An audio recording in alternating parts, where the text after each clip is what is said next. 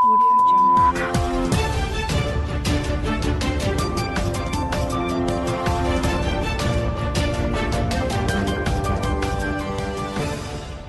नमस्कार, ये रेडियो प्रज्ञा है। अब आप आर.के. भट्ट से प्रज्ञा टाइम्स सुनिए। पहले सुर्खियां। पशुओं में निःशुल्क कृत्रिम गर्भाधान के लिए जनपद के 500 गांव चयनित। कटकुइया मोड़ की जल निकासी सुनिश्चित करने के लिए हटाई गई अतिक्रमण कर बनाई गई दुकानें। उप जिलाधिकारी की उपस्थिति में नगर पालिका कर्मियों ने हटाया अतिक्रमण। लॉकडाउन का कड़ाई से अनुपालन कराने के लिए पुलिस प्रशासन रहा मुस्तैद। क्षेत्राधिकारी कसिया के नेतृत्व में पुलिस ने किया फ्लैग मार्च। जनपद में कोरोना संक्रमित मरीजों की संख्या बढ़कर हुई 377। सेवरही अगले 7 दिनों तक किया गया बंद। सामुदायिक शौचालय निर्माण को लेकर ग्रामीणों ने जताया विरोध। दो पक्षों के विवाद में पुलिस ने 10 व्यक्तियों को किया गिरफ्तार। और आलू से भरा ट्रक पलटा, ड्राइवर सुरक्षित। अब प्रज्ञा टाइम्स विस्तार से। सरकार के द्वारा जनपद के पशुपालक किसानों के लिए उनके पशुओं के कृत्रिम गर्भाधान निःशुल्क कराने के लिए राष्ट्रीय गोकुल मिशन योजना संचालित की जा रही है, जिसके अंतर्गत संपूर्ण जनपद से 500 ग्राम पंचायतों का चयन किया गया है, जिसकी सूची सरकार को भेज दी गई है। इसके अंतर्गत 1 अगस्त 2020 से लेकर 31 मई 2021 तक प्रत्येक विकास खंडों के अंतर्गत चयनित गाँव में निःशुल्क पैरावेट पशु मित्रों के द्वारा कृत्रिम गर्भाधान की सुविधा उपलब्ध कराई जा रही है। प्रत्येक कृत्रिम गर्भाधान पर पशु मित्र को 50 रुपए तथा पशुओं के द्वारा संतति उत्पन्न किए जाने के उपरांत उनके सत्यापन पर ₹100 का मानदेय दिया जाएगा। इसके अंतर्गत स्वदेशी नस्ल एवं विदेशी नस्लों के अच्छे साँडों के बीज उपलब्ध कराए जाएंगे। भैंस के लिए मुर्रा नस्ल के बीज उपलब्ध कराए जाएंगे।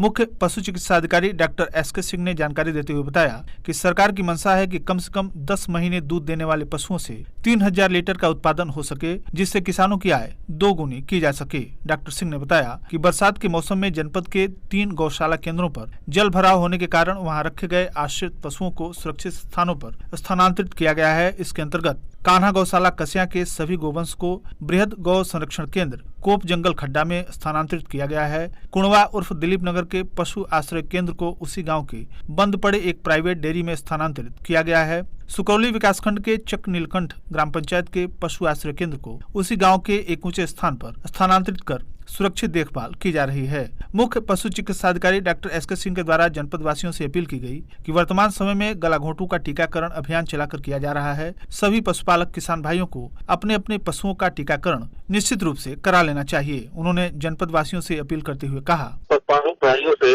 अपील है कि बरसात के सीजन में गलाघोंटू की बीमारी का प्रकोप होता है, जो एक बीमारी होती है। विभाग द्वारा जो है इस समय जो है युद्ध स्तर पर जो है टीकाकरण का कार्य चालू किया गया है। समस्त पशुपालकों से अपील करते हैं कि अपने निकटतम पशु चिकित्सालय से संपर्क करके अपने सभी पशुओं को जो है टीकाकरण 100% करा लें। साथ ही साथ बरसात के सीजन में अपने पशुओं को भीगने से बचाएं, स्वच्छ जल पिलाएं। हर तरह के रोग में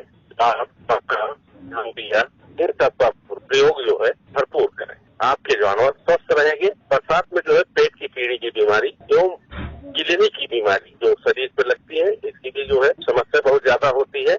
आप अपने निकटतम पशु चिकित्सालय से जाकर के निःशुल्क दवाएं प्राप्त कर लें। लगातार हो रही बरसात से पटरौना नगर के कटकुइया मोड़ से लेकर विकास खंड परिसर तक सड़क पर लगातार जल जमाव के कारण आवागमन पूरी तरह से अवरुद्ध हो गया था। साथ ही जनजीवन अस्त व्यस्त हो गया था। आम जनमानस के द्वारा लगातार इस समस्या से निजात दिलाने की मांग की जा रही थी। जल निकासी ठीक ढंग से न हो पाने के कारण आसपास के मोहल्लों तथा विकास खंड परिसर में भी जल भराव बना हुआ था। उप जिलाधिकारी पटरौना रामकृष्ण यादव ने उक्त समस्या के निदान के लिए स्वयं की उपस्थिति में नगर पालिका कर्मियों के द्वारा नाली के ऊपर अतिक्रमण कर बनाई गई दुकानों को हटवाया तथा जल निकासी की व्यवस्था को ठीक कराया। बता दें कि उक्त मोड़ से साहू सिनेमा हॉल के आगे तक नाली के ऊपर अतिक्रमण करते हुए दुकानें बना ली गई हैं, जिसके कारण जाम नालियों की सफाई संभव नहीं हो पाती है। इस अवसर पर अधिशासी अधिकारी नगर पालिका A.N. सिंह, शहर लेखपाल योगेंद्र गुप्ता, छात्र संघ के पूर्व उपाध्यक्ष महेश कुमार पांडे, नगर पालिका के मनोनीत सभासद प्रदीप पांडे सहित अन्य लोग उपस्थित रहे। इस अवसर पर उप जिलाधिकारी रामकृष्ण यादव ने रेडियो प्रज्ञा से बातचीत करते हुए बताया, नाली के ऊपर जो है कटकुइया मोड़ पर अतिक्रमण होने के कारण पानी जो है भरा हुआ था। आज जो है JCB की सहायता से जो है अतिक्रमण हटवाया गया है और नाली को चौड़ा कर दिया, जिसके कारण पानी जो है सुचारू रूप से आगे जा रहा है। उम्मीद है कि आधे घंटे जो है मोड़ बिल्कुल खाली हो जाएगा कटकुइया मोड़। प्रदेश सरकार के द्वारा प्रत्येक सप्ताह के 2 दिन शनिवार तथा रविवार को संपूर्ण लॉकडाउन की घोषणा की गई है, जिसके अंतर्गत रविवार को लॉकडाउन का दूसरा दिन रहा।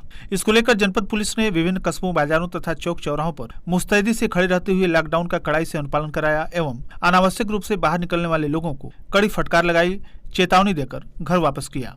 पुलिस प्रशासन के द्वारा इस बात के लिए भी आम जनमानस को जागरूक किया गया कि सरकार के द्वारा यह कोविड-19 के प्रसार को रोकने की एक पहल है, जिसका हम सबको मिलकर पालन करना चाहिए। पडौना नगर के बावली चौक, अम्बे चौक, सुभाष चौक, छावनी तथा जिला मुख्यालय रविंद्र नगर पर पुलिस की बड़ी संख्या मौजूद रही। पुलिस अधीक्षक कुशीनगर विनोद कुमार मिश्र के निर्देशन पर हाटा क्षेत्र में शांति व्यवस्था एवं कानून के पालन एवं शांति सुरक्षा के दृष्टिकोण के मद्देनजर अपराध एवं अपराधियों के रोकथाम के लिए क्षेत्राधिकारी कस्या नितेश प्रताप सिंह के नेतृत्व में पुलिस ने नगर में फ्लैग मार्च किया। शनिवार देर शाम क्षेत्राधिकारी कस्या नितेश प्रताप सिंह के नेतृत्व में पुलिस ने राणा प्रताप चौक से लेकर शहीद स्थल सहित महत्वपूर्ण जगहों पर फ्लैग मार्च किया एवं आम जनमानस से सामाजिक दूरी का पालन करने के साथ ही लॉकडाउन के नियमों के पालन करने की अपील की। इस दौरान प्रभारी निरीक्षक हरेंद्र कुमार मिश्र, नगर चौकी incharge Jitendra Rai, head constable Akhilesh Tiwari, constable Rahul Pandey, Amit Yadav, Vijendra Yadav सहित दर्जनों कांस्टेबल उपस्थित रहे। रविवार को आई रिपोर्ट में जनपद में 7 नए कोरोना संक्रमित व्यक्तियों की पुष्टि हुई है, जिसमें सर्वाधिक 4 सेवरही के हैं। इस प्रकार जनपद में कुल संक्रमित मरीजों की संख्या बढ़कर 377 हो गई। मुख्य चिकित्सा अधिकारी डॉक्टर NP गुप्ता के द्वारा जारी प्रेस नोट में बताया गया है कि वर्तमान समय में जनपद के कुल 148 संक्रमित व्यक्तियों का इलाज चल रहा है, जबकि 222 संपूर्ण रूप से ठीक होकर डिस्चार्ज किए जा चुके हैं, जबकि 7 व्यक्तियों की अब तक कोरोना संक्रमण के उपरांत मृत्यु हुई है। डॉक्टर गुप्ता ने बताया कि अभी भी 355 व्यक्तियों की रिपोर्ट प्रतीक्षारत है एवं रविवार को 245 संदिग्ध व्यक्तियों के सैंपल जांच के लिए भेजे गए। कोविड-19 के बढ़ते संक्रमण के दृष्टिगत उप जिलाधिकारी तमकुही AR फारूकी ने बताया कि सेवरही बाजार कंटेनमेंट जोन एरिया के अंतर्गत आता है और यहां लगातार संक्रमित मरीजों के मिलने का सिलसिला जारी है। इसको देखते हुए अधिशासी अधिकारी के साथ बैठक करते हुए निर्देशित किया गया है कि आवश्यक वस्तुओं की उपलब्धता को छोड़कर अन्य सभी गतिविधियों को अगले 7 दिनों तक प्रतिबंधित रखा जाए। उप जिलाधिकारी ने बताया कि फल, सब्जी, दूध, ब्रेड, दवाएं, बैंकिंग सेवा तथा सरकारी दफ्तर जैसे आवश्यक सेवाएं जारी रहेंगी। शेष बाजार बंद रहेंगे एवं आवागमन को पूर्ण रूप से प्रतिबंधित किया गया है। उन्होंने बताया कि स्थिति के अनुकूल होने पर प्रतिबंध हटा लिया जाएगा। विकासखंड नेबुआ नौरिया के ग्राम सभा सिरिसिया कला के ग्रामीणों ने अपने ही गांव के ग्राम प्रधान के विरुद्ध पंचायत भवन के कैंपस में 3,85,000 की लागत से 4 सीट का बन रहे सामुदायिक शौचालय का निर्माण अन्यत्र किसी और जगह करवाने से संबंधित एक शिकायती पत्र खंड विकास अधिकारी नेबुआ नौरिया को दिया है। शिकायतकर्ताओं का कहना है कि पूर्व से ही पंचायत भवन में 6 शौचालय बने हुए हैं और यहाँ बनवाया जा रहा सामुदायिक शौचालय गांव से बाहर है और इसका उपयोग ग्रामीण नहीं कर पाएंगे, जबकि ग्राम सभा के ही अंदर गांव में अनेकों स्थान पर काफी भूभाग खाली पड़ा है और इसका निर्माण कार्य वहीं पर करवाना जनहित में होगा, क्योंकि वहां पर इसका उपयोग हर कोई कर सकता है। शिकायतकर्ताओं के अनुसार इसके निर्माण में बगैर नींव दिए ही घटिया स्तर के सामग्रियों का प्रयोग करके निर्माण कार्य कराया जा रहा है। ग्रामीणों के एक समूह ने इसका विरोध करते हुए इसका निर्माण अन्यत्र किसी और जगह करवाने की मांग की है। उपरोक्त प्रकरण में सहायक विकास अधिकारी रविंद्र प्रसाद ने बताया कि उपरोक्त प्रकरण संज्ञान में है, सचिव को मौके पर भेजकर जानकारी प्राप्त कर आगे की कार्रवाई की जाएगी। रामकोला थाना क्षेत्र के फरना तथा बिहुली निस्फी ग्राम पंचायत के युवाओं के बीच किसी बात को लेकर कहासुनी के बाद विवाद हो गया।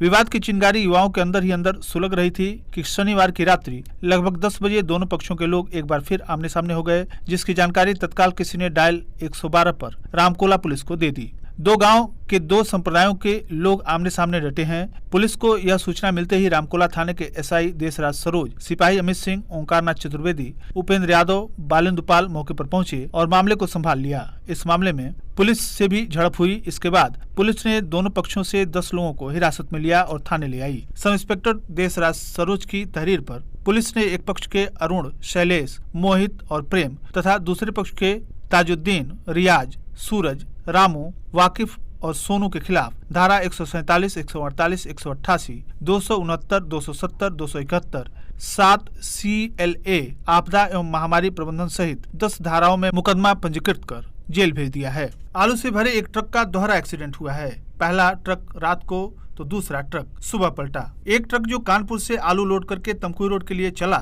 वहीं आलू बिहार बॉर्डर तक आने में 2 बार पलटा। कुशीनगर जनपद के तमकुही क्षेत्र के बहादुरपुर पुलिस चौकी से कुछ ही मीटर पहले सुबह सुबह ट्रक पलटा तो पूछने पर पता चला कि यह आलू का ट्रक 2 दिन पहले कानपुर से चला था, खलीलाबाद पहुंचा ही था कि ट्रक अनियंत्रित होकर सड़क के नीचे जा गिरी। किसी तरह आलू की बोरियों को दूसरे ट्रक में रखवाकर आगे के लिए भेजा गया। दूसरा ट्रक नंबर UP 58T 2540 है। कुशीनगर के इस्लामगढ़ क्षेत्र में आकर तकरीबन 4 बजे अनियंत्रित होकर सड़क के नीचे खेत में पलट गया। दुर्घटना में किसी के हताहत होने की खबर नहीं है। आलू भरा ट्रक कानपुर से तमकुही रोड के लिए चला था। कोतवाली हाटा थाना क्षेत्र के बढ़िया बुजुर्ग देऊर चौराहा निवासी राजेश गौड़ पुत्र राम सुभा गौड़ ने मुकामी पुलिस को दिए तहरीर में कहा है कि गांव निवासी 2 युवक उसके परिवार के अन्य सदस्यों ने पुरानी रंजिश को लेकर 17 जुलाई को देर रात हमारे दरवाजे पर चढ़कर मुझे मारने पीटने लगे और मैं किसी तरह से अपनी जान बचाकर घर में छिप गया।